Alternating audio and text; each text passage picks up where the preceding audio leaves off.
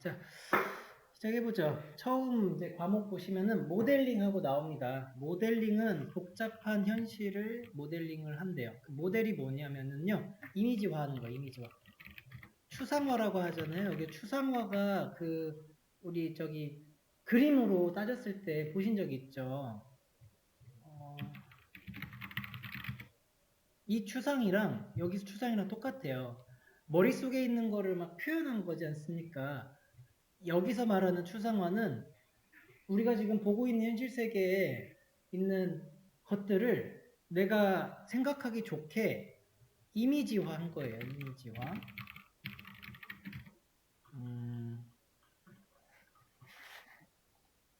여기 지금 전등 막 몇 개 있잖아요. 그 전등이라고 하는 거는 네모네요. 그 네모라고 하는 그런 개념으로 익히는 거죠.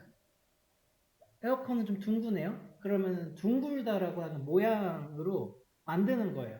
실제 세상은 3차원인데 추상화하면서 이미지를 하게 되면 2차원이 되는데 그러한 거를 머릿속으로 먼저 하는 것을 얘기를 하고요. 이 이미지화하고 추상화한 것이 더 구체적으로 데이터까지 가잖아요. 데이터는 0일이란 말이에요. 0과 1.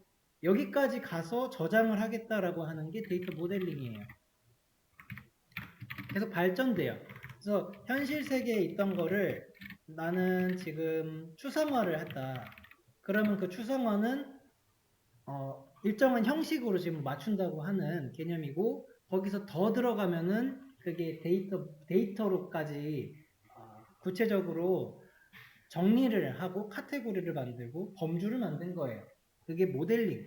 이걸 통칭해서 모델링이라고 하는 겁니다. 그 모델링을 그 다음에 정리를 좀 해보니까 몇 가지 특징들을 가지는데 추상화, 단순화, 명확하래요.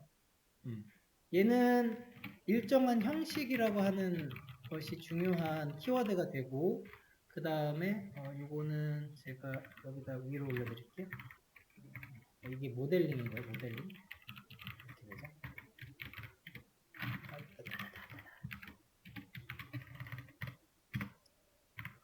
단순화는 약속 규약이래요. 표기법. 그러니까 그 문제에서 그 단순화 같은 거 얘기할 때 이런 얘기 나온다는 거예요. 내가 쓰기 편한 용어로 한다. 이러면 이제 틀렸다는 거예요.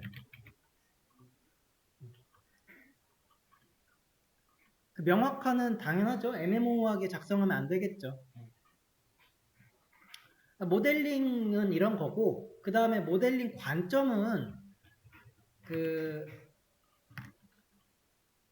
모델링을 어떠한 식으로 내가 보겠는가 뭐 풀었으면 그런 건데 세 가지가 있다고 하죠. 데이터랑 프로세스 상관 모델링. 그러니까 모델링의 관계가 여러 개 있는 거예요. 모델링을 하는 그것이. 데이터에 대해서 모델링 하겠다는 거고 프로세스. 이거 프로세스는 저거죠. 용어 자체가 실행한다. 과정을 의미해요. 실행 과정. 거기에 대해서 내가 차근히 범주를 나누고 정리해 보겠다는 거고 상관관계는 그 관계성을 얘기합니다. 그 중에서 우리가 컴퓨터의 쪽으로 봐야 되는 게 데이터 모델링인 거죠. 모델링이 더 큰 개념이고 그 중에서 우리는 프로세스랑 상관관계 사실 볼 필요가 없는 거고요. 데이터 모델링만 보면 되는 거예요. 우리가 한 DBMS 그다음에 DB 그 뒤에 있는 데이터의 그 형식에 대해서 공부한 것 등등이 모두 다 데이터 모델링으로부터 온 거죠. 아주 넓고 아주 큰 개념이에요. 여기서부터 시작을 하더라고요. 현실 세계에 있는 데이터를 컴퓨터의 데이터베이스로 옮기는 거. 요거 한 거죠. 이게 데이터 모델링이에요. 자, 모델링을 할 때 안 하면 좋은 거 유의점으로 나옵니다. 이게 유의점이라서 중복이 되면 안 좋고요. 유연해야 되고 일관성이 있어야 돼요. 그러니까 이것들을 피해야 됩니다. 한번 보고 가죠. 중복은 좀 어렵진 않죠. 애매모호하게 만들지 말라고 하는 거예요. 근데 이제 비유연성에서 유연성이라고 하는 것은 그 서로 간에 프로세스가 실행이 엉키는 걸 얘기해요. 엉키면 안 된다예요. 그죠? 내가 한쪽에서 자바로 더하기를 시켰는데 자바에서 더하기를 시켰어요. 더하기 실행. 근데 이게 가가지고 DBMS에서는 마이너스 실행을 하고 있어요. 이러면 안 되죠. 이러면 안 돼요. 얍. X.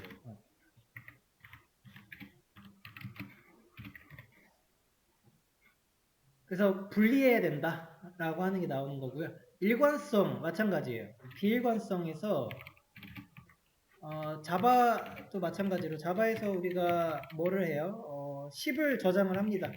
그런데 DB에서 저장이 12가 돼요. 이러면 또 안 된다는 소리입니다.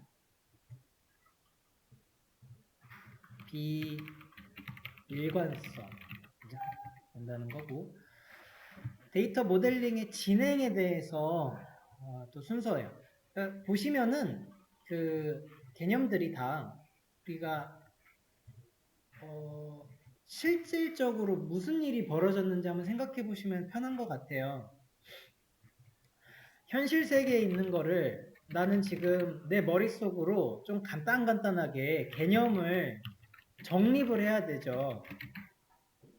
우리가 보이고 있는 이 화면에 아까 했던 거 전등은 어떤 개념으로 볼 거고 에어컨은 어떻게 볼 거니 자인 겁니다. 그러니까 애초에 그 전등이라고 하는 개념이랑 에어컨이라고 하는 개념을 정의를 내려놔야 돼요. 저거는 차가운 바람을 보내주는 그런 것이야. 이렇게도 말할 수 있지만 우리가 에어컨이라고 해서 그 이름을 붙여주었잖아요. 이런 식으로 개념을 만들어주는 것. 이거를 해놔야 그 다음에 뭐를 할 수 있는 거냐면은 이제 에어컨은 더울 때 있잖아요. 더울 때는 에어컨을 킨다잖아요. 켜다잖아요. 에어컨이 있어야 그 다음에 그걸 가지고 상관관계가 만들어지겠죠. 상황과 개념과. 그게 지금 논리적인 거고요. 자, 그럼 나는 이제 에어컨을 켜는 것에 대해서 온, 오프도 있을 거고요. 더운 것은 언제예요? 온도가, 습도가 많이 올라갔을 때 얼추 기준을 정해야죠. 예를 들어 20도에 한 70%의 습도를 가지면 참 더운 것 같아. 여기 이상일 때는 에어컨을 온하자 뭐 이런 식으로 구체적으로 갈 수 있고 얘네들은 데이터로 이제 환산이 돼가지고 저장이 되는 거잖아요. 개념물이에요. 그래서 개념물. 여기가 개념적이고 여기가 논리적이고 여기가 데이터베이스에 물리적으로 저장하겠다는 거거든요. 한번 그 뭐죠? 그 관념을 가지시고 그 보시면은 얘네들이 순서가 그렇게 어렵지는 않으실 거예요. 근데 물론 이렇게 한번 공부하신 다음에 얘를 외우긴 해야죠. 개, 논, 물 이래가지고 순서를 딱딱딱딱 그 단어로 한자 한자에서 잡아놓으시면 될 겁니다. 개논물에 관련해가지고 하나하나 뭐를 지금 봐야 되는지 적어놓은 건데요. 핵심들이 좀 있어요. 엔티티랑 ERD 나오면 이거 봐야 되고요. 그리고 관계, 속성, 식별자 나오면은 논리적이라는 거고 데이터베이스, DB라고 하는 단어에 저장한다 나오면 무조건 물리적이다 하는 식으로 키워드들이 좀 있어요. 얘네들 가지고 그 문제에다가 적용시켜보는 연습하시면은 금방 얘네들은 잡히실 거예요. 오케이. 여기까지가 모델링이었어요.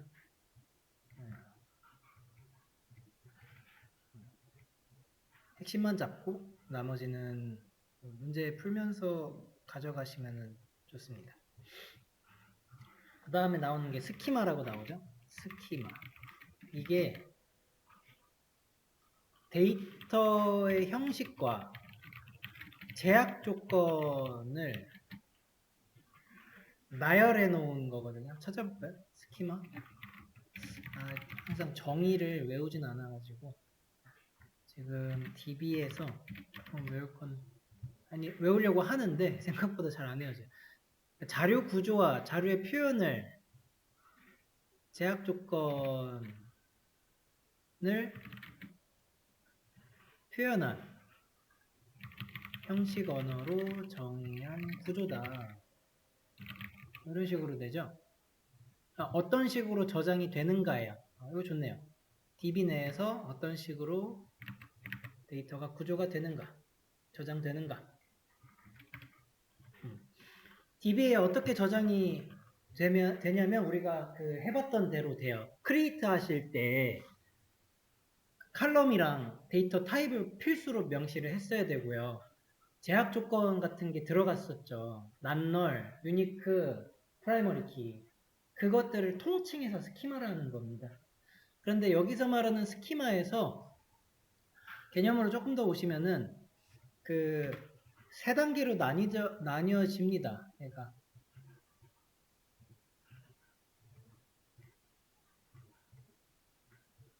외부 개념 뭐 이렇게 나뉘는데 세 개 이렇게 보시면 돼요. 세 개 이렇게 위아래로 쭉 쌓아 놓으신 다음에 그림을 얘가 외부고요. 얘가 개념 혹은 논리, 얘는 내부입니다. 데이터베이스가 여기 있다고 생각을 하시면 되고 외부 쪽에는 사용자가 이렇게 있는 거예요. 깊이에요, 깊이. 그래서 외부 스키마에 대한 것은 사용자가 보는 거잖아요. 이거는 그래서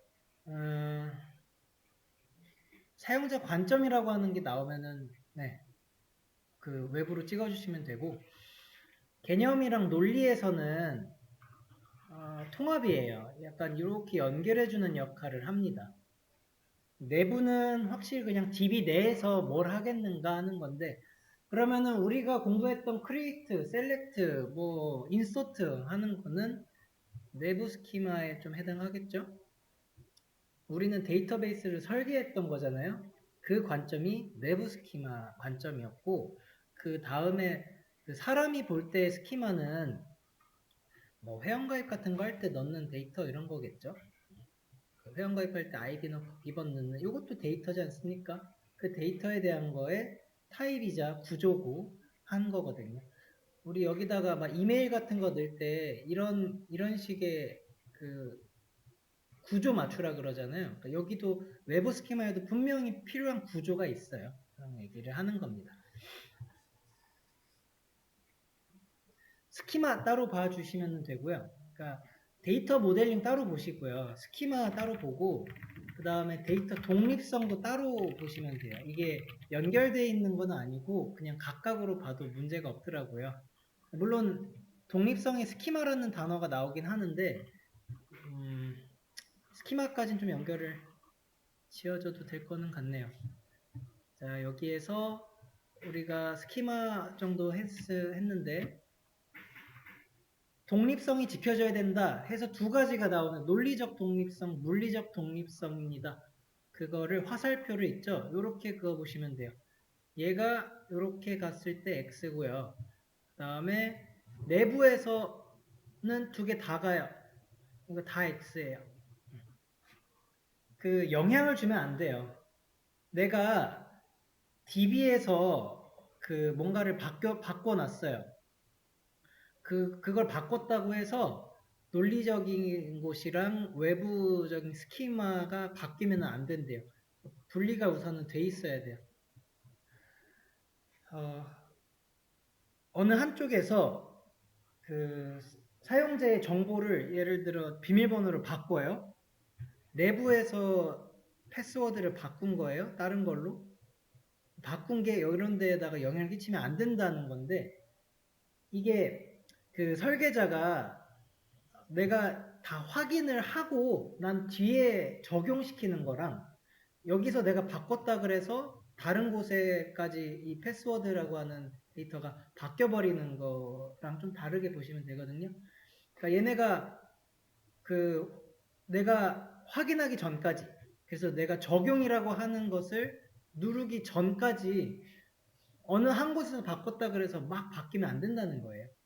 그런 분리성을 독립성을 지켜주라 라고 하는 것이 데이터 독립성입니다. 영향을 주면 안 된대요. 개념에서 외부고 내부에서 개념 외부입니다. ERD는 한번 보셨죠? ERD에서 그 두 개가 나올 건데 ERD 보시면은 I가 나오고요. 그 다음에 바커 이러고 나오거든요. I는 얘가 인터내셔널 저간 이러는 걸 거예요. IE 표기.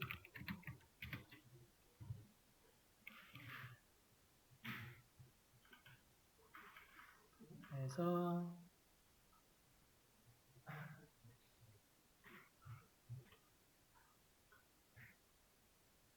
인포메이션이라고? 아니,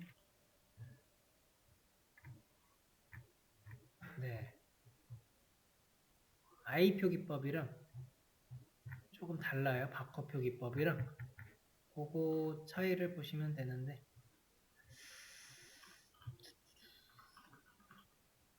그림으로 보는 게 좀 나은 것 같네요.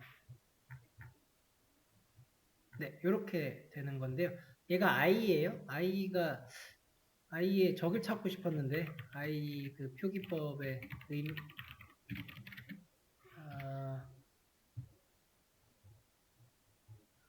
그 풀이한 거 있잖아. 인포메이션 엔지니어링이고. 인포메이션 엔지니어링. 정보에 대해서 작성을 하겠다라고 하는 거네요. 그죠? 자, 이 I가 이렇게 돼 있어요. I는 그 네모칸 있죠? 네모칸으로 키를 표시하고요. 좀 내려서 볼까요? 여기. 이거는 네모칸 키, 얘는 요거 샵이 키예요. 그리고 그 연결시킬 때 까치발? 네, 까치발이 있으면은 여기는 많이 연결이 될 수 있는데 여기는 한 개야. 이런 뜻이 돼요. 그러니까 까치발이 공통적으로 이렇게 두 개 다 연결이 돼 있다라고 하면은 n 대 n이에요. n 대 n. 여기는 1이죠. 여기는 n이고 여기는 1 대 n 이런 걸 표현을 해요.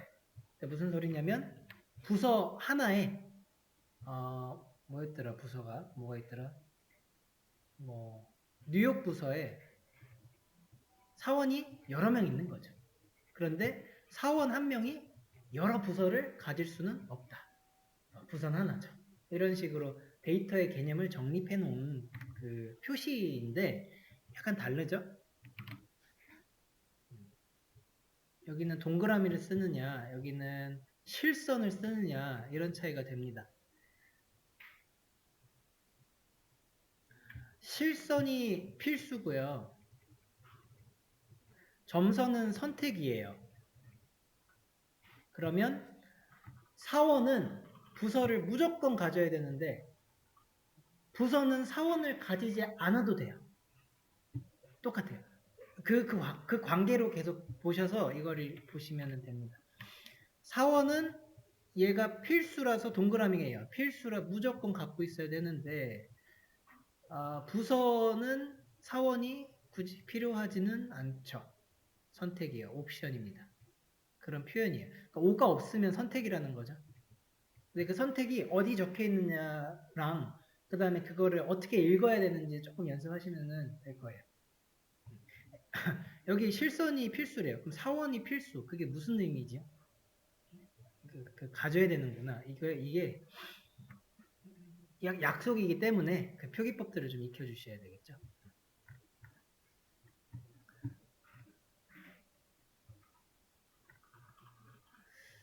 그 표기법이랑 그 다음에 순서가 나오는데 이거 순서는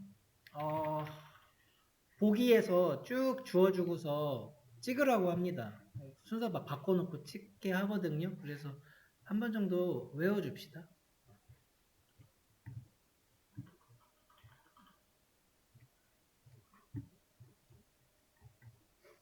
엔티티를 도출한다. 엔티티가 이 네모를 얘기해요. 우리 ERD 할 때.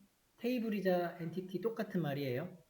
우리가 논리적 설계를 할 때는 엔티티라 부르고요. 개념적 설계를 할 때는 엔티티라 부르고 논리적 설계라고 들어갔을 때는 테이블이라고 불러요. 같은 거예요. 엔티티를 먼저 만들어 놓는 거죠. 얘는 EMP고 얘는 DEPT. 이러면 이건 부서고 이거는 사원이겠네요. 배치를 해요. 배치를 할 때 중요한 게 가장 그 위에서 왼쪽 위에 이렇게 배치한 다음에 쭉 이어가거든요. 중요한 게 왼쪽 위쪽으로 놓고 여기 차례차례 놓고 그 다음에 연결을 합니다. 배치한 다음에 관계 설정을 해준대요. 관계는 어떻게 할까요? 이 EMP, DEPT가 무조건 EMP 아니죠. 사원이 부서를 가져야 된대요. 그 설정을 그냥 좀 따로 해줘요. 자, 사원은 부서가 필수야. 그 반대로는 또 반대야. 반대로는 선택이야. 이 관계를 설정을 따로 어디다 작성해 주시는 거예요. 그런 다음에 관계명을 기술한대요. 그러면은 요거를 이렇게 한다는 소리죠. 하여튼 연결을 먼저 해주는 건데 이거를 그냥 그러면 이렇게 봅시다.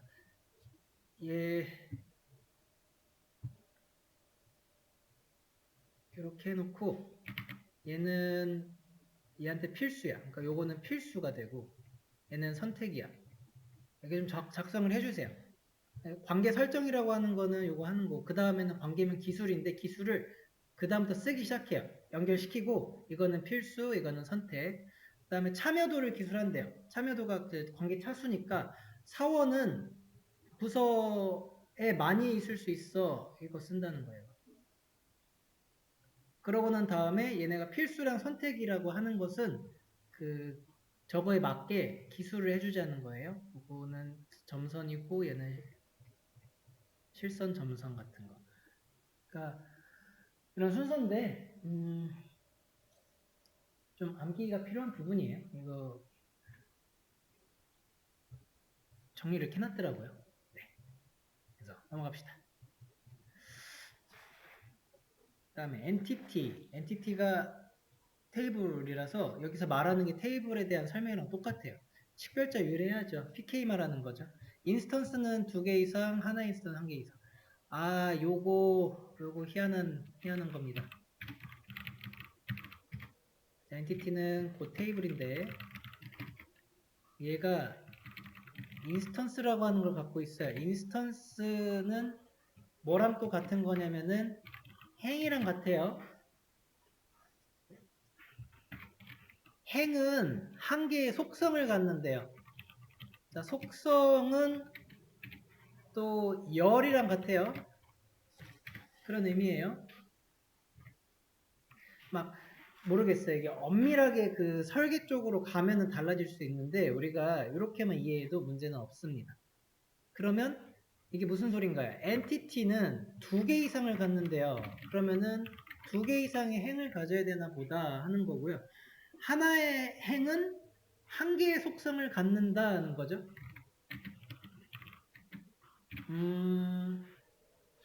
속성을 열이라고 보셔도 되고 필드로 봐도 되고 테이블이 있는데 이게 좀 그림으로는 좀 이해가 잘 안 돼요. 이거 저도 공부할 때 완전히 이해하려면은 좀 공부 깊이 들어가야겠구나 싶긴 합니다. 테이블에 인스턴스 2개 이상이어야 된다 이런 의미가 되고 그 중에 하나의 인스턴스는 하나의 속성이래요. 그러니까 이거 하나는요 한 개의 속성을 갖는데요. 그러니까 최소한 이런 모양은 갖는다는 거죠. 두 개고 속성 하나씩. 그러니까 열이 속성인데 하나라고 했을 때 이거를 의미를 해요. 요 칼럼은 안 쳐요. 여기는 예를 뭐였죠? 타이틀 같은 거 들어갈 수 있었는데 타이틀 같은 요런 애는 이제 메타데이터라 그래서 여기서 말하는 데이터에서 약간 열외예요. 이거 말고 우리가 말하는 거 지금 이 부분이거든요. 2개 이상이고 1개씩 갖는다. 그러니까 속성도 결국에 2개 이상이라는 소리인데 이 표현 그냥 그대로 가셔야 돼요. 그냥 외우시면 돼요. 이거는 좀 그래요. 네, 외우시면 됩니다. 2개 이상, 1개는 속성 1개. 이렇게. 업무에 반드시 이용되고, 그다음에 다른 엔터티와 최소 한 개 이상의 관계가 있어야 된다. 이거 가지라는 소리죠. 뭐 이런 거. 여기 포리언 키 갖고 얘는 뭐 PK 가지고 있고. 엔터티에 대한 개념이에요. 그다음에 분류. 분류는 이렇게 하네요. 아, 이거 분류 문제 나오면은 그 예시 같은 것들로 좀 짚고 넘어가시면 돼요. 유형, 무형으로 먼저 나눠. 있냐 없냐, 있냐 없냐, 있냐 없냐, 유무. 그러니까 유형이 있냐, 유형 있는가, 이러고 나누고요. 개념이라고 하는 게 있는가, 사건이 있는가, 이렇게 해가지고 엔터티들을 분류를 해놨는데 예시로 보시면은 사원이랑 그러니까 유형이 지금 물리적 형태 있냐 없냐죠. 그러니까 유형이 얘가 그러니까 이렇게 그 나올 거예요. 유형 엔티티냐, 개념 엔티티냐 이렇게 나옵니다. 사건 엔티티 했을 때 유형은 물리적인 게 있는 거고요. 개념은 없는 거고 사건도 없는 건데 이거는 이 두 개 약간 조인돼 가지고 생기는 놈이라고 보시면 됩니다. 사원이 상품을 주문하니까 주문에 대한 테이블이 새로 필요하네. 물품을 이제 조직별로 나누고 보니까 이제 청구서 이건 다른 건데 청구서 같은 게 필요하고 하는 식으로 보는데 얘는 이따가 예시로 좀 봅시다. 구분은 이렇게 된다. 세 가지. 발생 시점에도 세 가지로 됩니다. 기본 중심 행위인데 여기서 파생됐고요. 기본적으로 있는 거에서 파생이 된 게 중심이라고 하고요. 행위는 이 두 가지가 또 조인돼서 나오는 그러한 흐름입니다.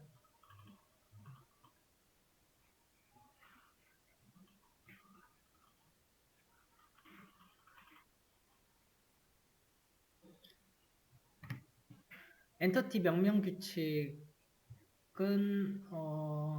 어렵지 않게 맞출 수 있는 문제로 꼭 한 문제 정도씩 나오더라고요. 약어 자제하시고 단수명에서 유일한 일은 의미 맞게인데 이게 꼭 한 번씩 나와요. 업무 담당자 사용 용어. 우리 약속된 용어를 쓰자라고 했었는데 그 약속에 이게 들어가요. 너희 업무에서 사용하는 용어면 그것도 약속된 거니까 그렇게 쓰라는 거죠. 어디 뭐 표준적으로 규정된 그것만 쓰라고 하는 것은 아니고 하다는 거예요. 이것도 맞다.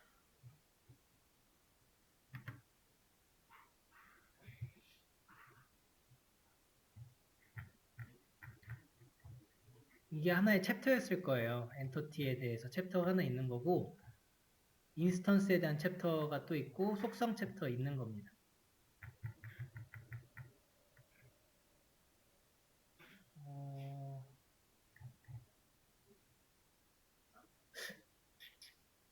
한번 보고 가야 될 것 같긴 해요. 정도를 좀 걷죠.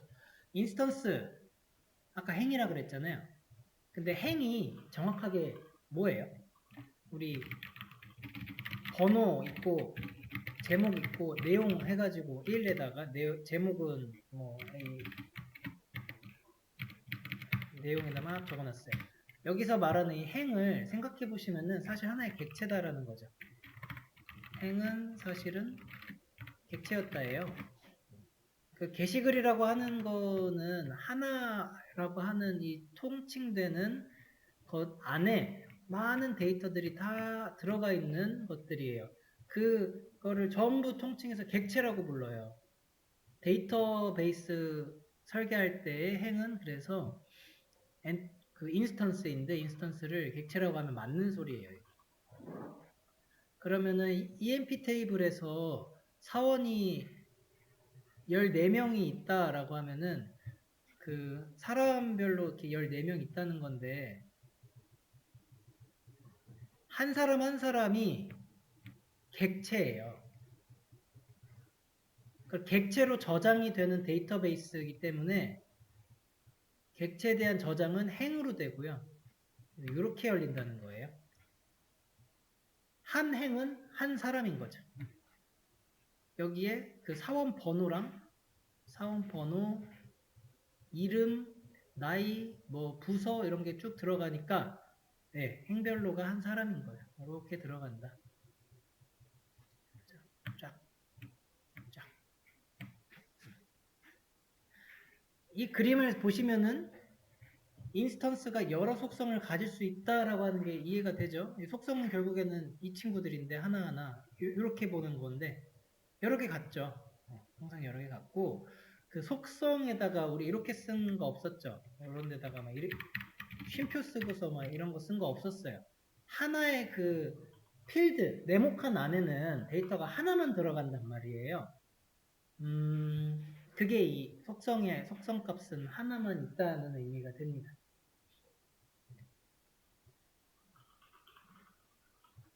넘어가면 그다음 속성에서 그 열인데 그러면은 번호 객체 이래가지고 열을 의미하는 데에서 정의를 어떻게 내렸냐 보시면 됩니다. 더 이상 분리되지 않는 최소 단위라는 거죠. 인스턴스는 행으로 이렇게 쭉 나뉘었기 때문에 분리할 수 있냐 뭐 한다면 가능은 한 개념이라고 본 것 같아요. 이거 하나 따로 보고 얘 따로 보고 얘 따로 보니까 행 인스턴스는 나뉘는데 속성에 대해서 보게 되면은 이거 하나하나에 대한 데이터들은 더 이상 나눌 수 있는 게 아니더라는 거죠. 그래서 최소 단위라고 한 거고 한 개의 인스턴스는 두 개 이상의 인스턴스, 두 개 이상의 속성, 한 개 속성은 한 개 값.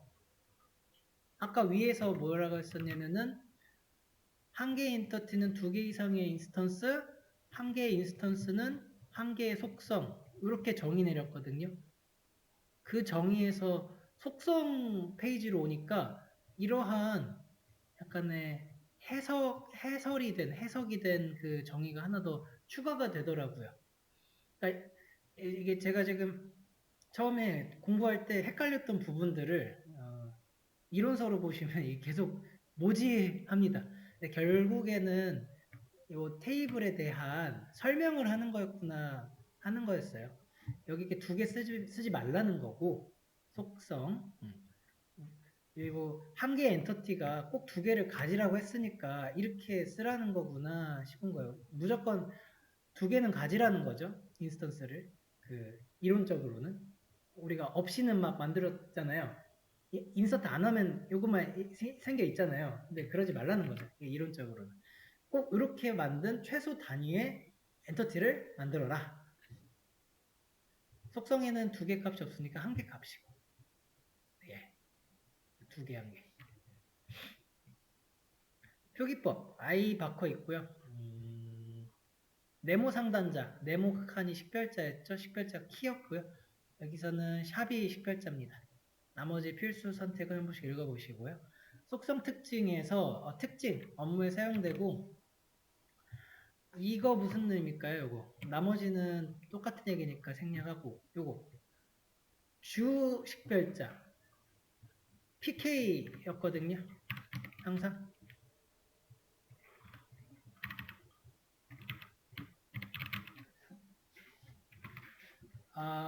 주식별자가 번호가 주식별자였죠. PK. 그러면은 그 번호로 나머지 것들을 알 수 있어야 돼요. 구분이 돼야 돼요. 1번은 무조건 얘만 가리켜야 되고 2번은 무조건 이 게시글만 가리키도록 하자는 게 식별이잖아요. 근데 어떤 놈이 2번은 얘만 가리켜야 되는데 예를 들어서 2번이 이 친구도 식별이 돼요. 그러면은 안 된다는 거잖아요. 이런 것이 함수적 종속성이 좀 잘 안 이루어져 있는 걸 얘기해요. 만약에 얘만 가리켜야 되는데 얘도 가리켜 혹은 얘를 다 가리켜야 되는데 2번이 제목은 식별이 되는데 내용은 식별이 안 되네 할 수도 있어요. 그 완전한 종속이 안 되는 거죠. 그러면 안 된다는 거예요. 무조건 주식 별자의 모든 그 속성들이 행 단위로 다 구분이 돼야 됩니다. 자, 속성 분류. 이거는 또 예시로 계속 보시면 돼요. 세 가지가 그 개념적으로 나눠놓은 건데요. 아까 우리 인스턴스 나눴듯이 나뉜 거예요. 그 엔터티 유형 나눴듯이 나뉜 건데,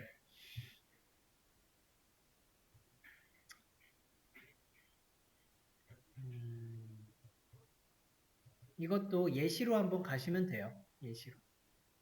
좀 가장 기본되는 거. 원금, 예치. 근데 원금이라고 하는 거에서 좀 파생된 것이 지금 설계죠. 내가 원금이라고 하는 데이터만 갖고 있으니까 원금이 좀 식별이 안 돼요. 이거를 그냥 만원, 사람별로 2만원, 이런 식의 데이터가 쭉 있을 때 얘네들만 가지고서는 내가 뭔가 처리하기가 너무 힘들어. 그래서 원금에 대한 좀 코드 혹은 이 원금은 어디에 들어가 있지? 예금 코드가 저기 있죠. 예금에 대한 걸 하나 더 만들어 가지고 이 만원은 A 예금 코드고 얘도 A 예금이고 얘는 적금이야, B야 라는 식으로 하나 더 필요해서 나온 것들의 개념이에요. 그 다음에 파생 속성은 아예 합계 같은 거니까 썸 한 거죠. 썸에서 나온 것들에 대한 속성을 얘기를 하는데 예시로 계속 가져가시면 돼요. 이거를 개념을 묻는 거는 잘 안 나오고요. 구분하라고 문제 내요. 보기 쫙 주고서요. 얘는 어떤 뭐 기억 니은 디귿 리을 딱 주고서 적절하게 구분한 것은 이러고서는 예를 들어서 기본은 기억 니은, 설계는 디귿 이렇게 해가지고 주거든요. 보기. 구분하시면 됩니다. 나머지 PK랑 포리언키는 했던 거죠. 식별하고 PK를 다른 테이블이랑 연결했을 때 여기가 멤버예요. 우리 멤버 아이디 있잖아요. 멤버 아이디 넣죠? 얘가 포리언키가 되고 여기에 써있던 아이디는 PK가 되고 그 아이디가 다른 데서는 F키가 된다. 속성의 명명규칙 비슷하죠? 근데 여기도 업무에 사용할 수 있다는 거 하나 체크하시고 가시면 됩니다. 약어 쓰시면 안 되고요. 서술식 쓰지 말고 하자는 거예요. 도메인이라고 하는 개념 하나 찍고 가시면 됩니다. 속성값의 범위예요. 내가 int라고 하는 걸로 줬어요. 그러면 그 int에 대한 id는 속성에 대해서 쭉 내려갔을 때 하나의 값이 가질 수 있는 값의 범위가 얼마나 됩니까? 4바이트 범위죠? 그 4바이트에 대한 것을 도메인이라고 부르더라고요. 도메인에 대한 알맞은 설명으로 옳은 것은 속성값의 범위를 나타낸다 찍어주시면 돼요. 주는 문제로 하나씩 나오더라고요. 위에까지 지금 개념 하나하나 일단은 봤죠. 우리가 지금 모델링 좀 봤고 개념 하나하나 보고 그 다음에 관계는 이제 그 각 개념들이 어떻게 엮였는지에 대한 거예요. 존재 관계, 행위 관계 이런 거 나옵니다. 이건 따로따로 독립적인 거죠. 독립적으로 있는 거고 얘는 좀 이렇게 파생돼요. 그죠? 고객이 주문을 하잖아요. 고객과 주문 테이블은 무슨 관계냐? 행위 관계죠. 고객과 점원 사이는 존재 관계겠네요. 고객과 점원. 관계 표기법은 한번 쭉 읽어보세요. 이거 표가 잘 설명이 돼 있어서 보시면 될 겁니다.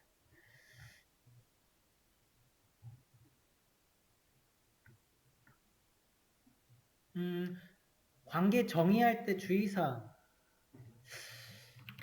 뭔가 당연한 거를 굉장히 어렵게 써놓은 느낌인데 당연히 규칙 필요하고요. 정보 필요하죠. 두 개의 엔티티가 어떻게 지금 연결이 될지에 대한 것을 정의하라는 때는 이게 포함인지 선택인지 그런 거 쓰라는 거죠. 근데 여기에서는 이것만 보고 가세요. 동사. 이거 명사로 바꿔내세요.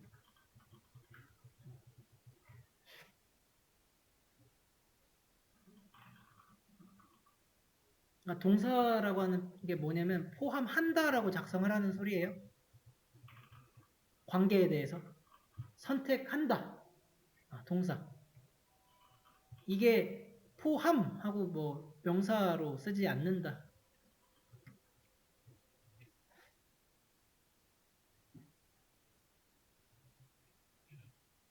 식별자. 식별자의 특징. 유일해야 되고 최소성 있고 불변성 존재성.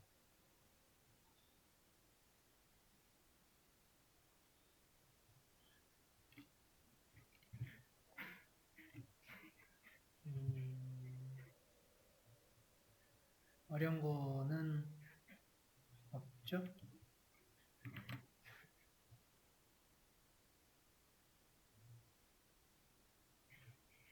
식별자가 키예요, 키.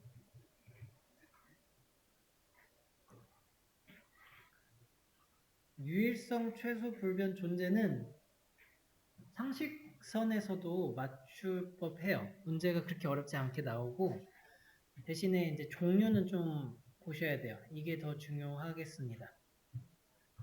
기본 키는 프라이머리 키라고 PK인데 관계도 하나 좀 그려볼게요.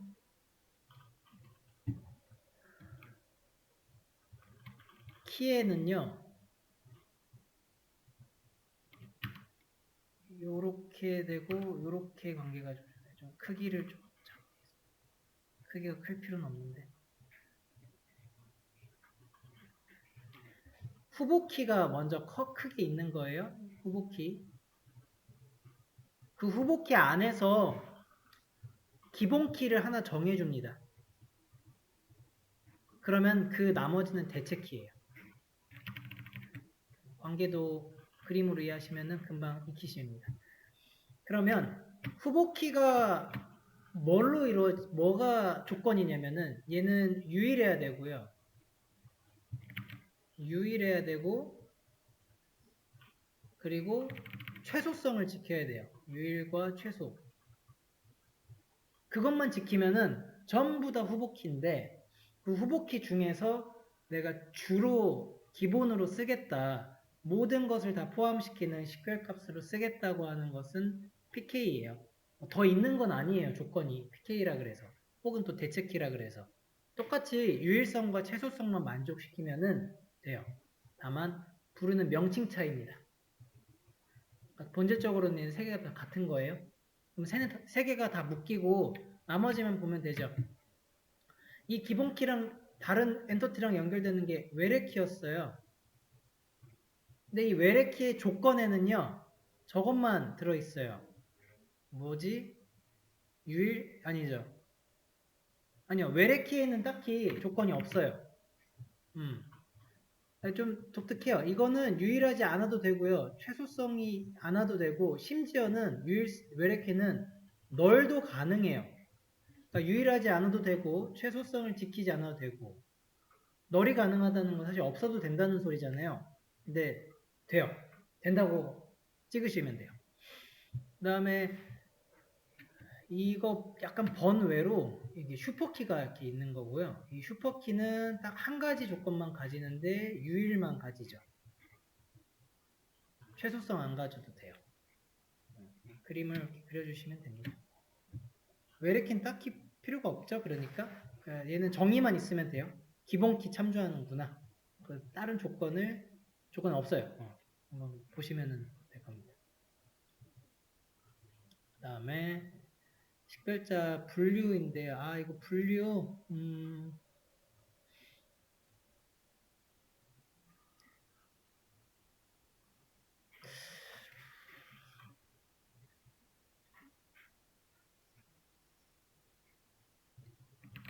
자, 주식별자래요. 주식별자가 다 구분을 한대요. 그럼 기본키겠죠. 근데 구분은 다 하는데 대표성이 없대요. 대체키죠.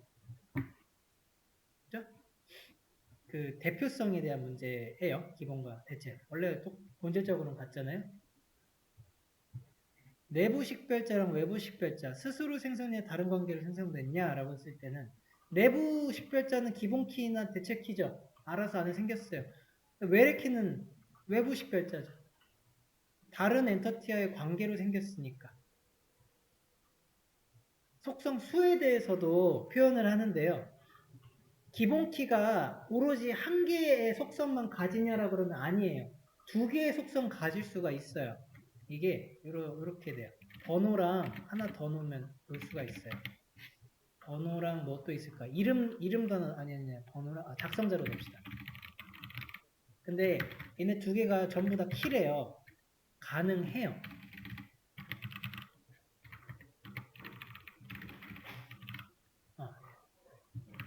이게 복합 식별자예요.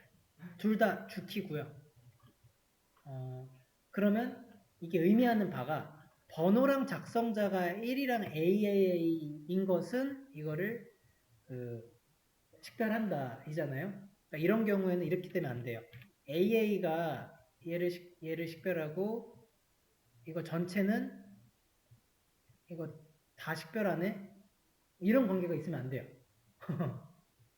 무조건 전부 다 찍었을 때 뭐 다 되고 해야 되는데 그러니까 통으로 보시면 되고요. 이 통으로 보는 거는 우리가 문제 보시면서 더 익히실 겁니다. 그래서 이렇게 두 개가 가능하다만 알고 가시면 되고 그 다음에 본질 인조식별자 이거는 어떻게 보면 될까요?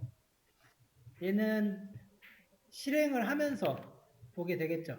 고객이 주문을 해요. 그러면 주문 번호가 생기는 거고 주문 번호는 누가 주문한 거지 해서 얘도 알아야 되거든요. 그러니까 파생 되죠. 파생이 된 거는 인조 식별자고 기존에 우리가 독립적으로 만들어줘야 되는 거는 본질 식별자인데 상황에 따라서 나온 것들 아닙니까? 기본 대체키, 외래키, 슈퍼키가 어딘가 있어야 된대요. 전체를 후보키라 부르자 정도로 만들어 놓고 그 다음에 이 식별자들을 또 이름을 엄청 갖다 붙였죠.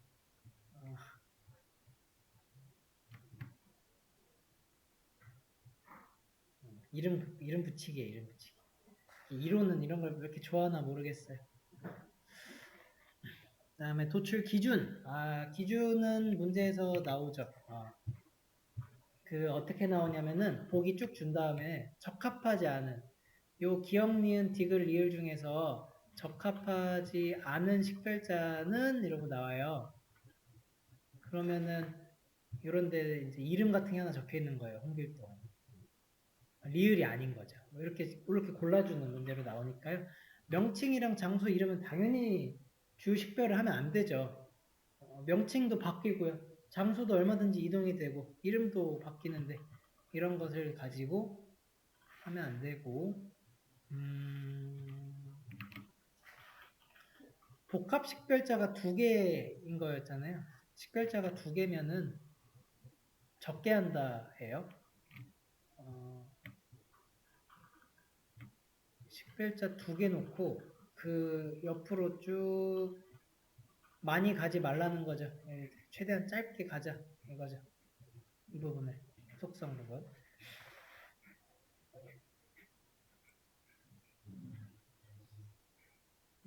식별자의 관계에 대해서 나오는데 요거는 구별하시면 됩니다. 엔터티에 관계가 주어져요. 이게 부모고 이게 자녀래요. 이렇게 이제 연결이 돼요.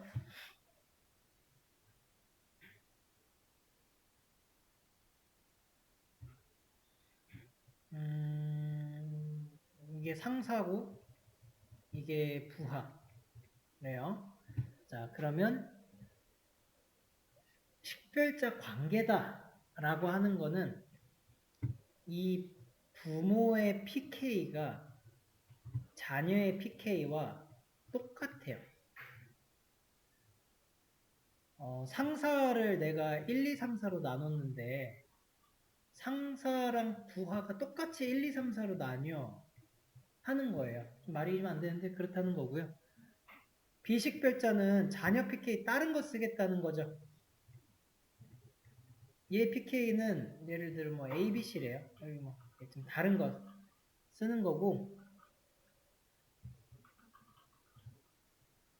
그 관계에 대한 설계에서 이거를 문제 내는데 또 좀 만들어지는 과정을 생각하면 어렵진 않아요.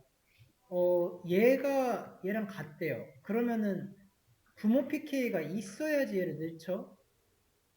이게 없는데 어떻게 넣어요, 그죠? 같아야 되는데 따와야 되는데, 그죠?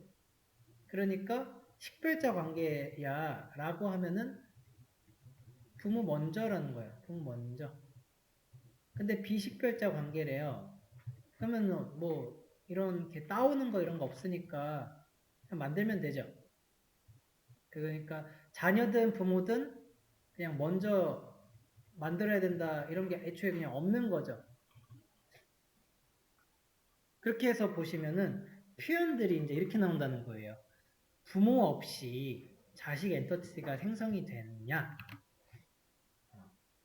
자녀가 먼저 생성이 될 수가 있어? 그러면 그게 곧 비식별자 관계네. 부모가 먼저 없어질 수가 있니? 삭제가 되니? 그것도 비식별자 관계네. 이러는 거예요. 스토리를 이해하면은 어렵지 않은 관계인데 표현이 좀 이상해요. 뭐가 먼저 사라질 때, 뭐가 먼저 생성될 때 이런 식으로 갑니다.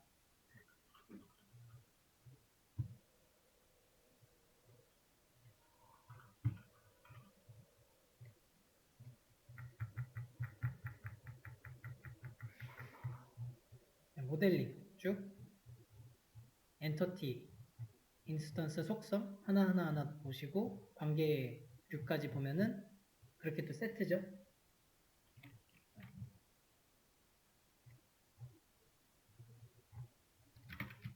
식별자 모델링 보시고 그 다음에 엔터티 인스턴스 속성 보시고요.